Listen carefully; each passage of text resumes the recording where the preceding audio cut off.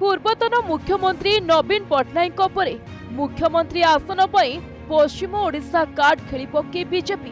कारण पश्चिम ओडिशा रे बीजेपी बड़ संगठक भावे जनाशुना तथा ब्रजराज नगर विधायक भावे निर्वाचित होइथिबा सुरेश पुजारी को नहीं एबे बढ़िला चर्चा और आलोचना।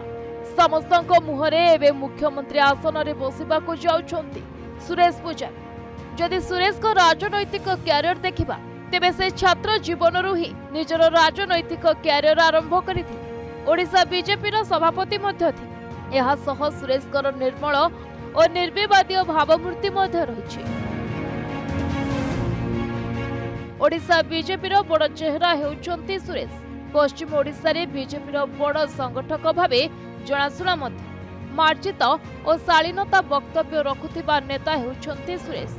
विभिन्न प्रसंग को सठिक भाव उपस्थापन करने क्षमता तांकर पाखरे रहिछि।